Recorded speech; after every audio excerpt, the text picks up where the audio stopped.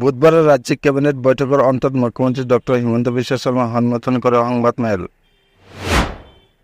সংবাদমেলত কেইবাটাও গুৰুত্বপূৰ্ণ সিদ্ধান্তৰ কথা সদৰি কৰে মুখ্যমন্ত্ৰীগৰাকীয়ে। মুখ্যমন্ত্ৰী ডক্টৰ হিমন্ত বিশ্ব শৰ্মাই কয়, নতুনকৈ 20 লাখ লোকে লাভ কৰিব অৰুণোদয় আঁচনি। ৰাজ্যিক কেবিনেট বৈঠকত এই গুৰুত্বপূৰ্ণ সিদ্ধান্ত গ্ৰহণ কৰা হয়।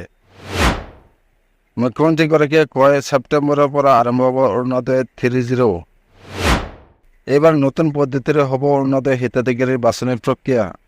কৰ্তন হ'ব বৰ্তমানৰ একাংশ হিতাধিকাৰীৰ নাম। অৰুণোদয়ৰ বাবে বাধ্যতামূলক ৰেচন কাৰ্ড। ৰাজ্যত 47 লাখলৈ বৃদ্ধি পাব অৰুণোদয় আঁচনি লাভ কৰা হিতাধিকাৰীৰ সংখ্যা।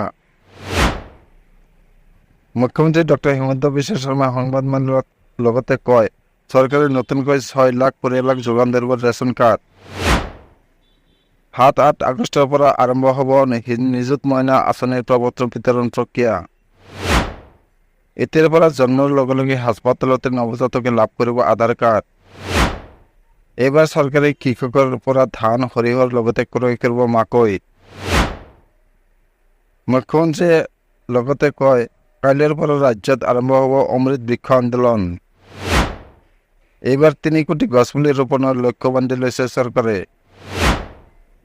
ৰূপসী বিমানবন্দৰৰ নতুন নাম হ'ব কালিচৰণ বিমানবন্দৰ।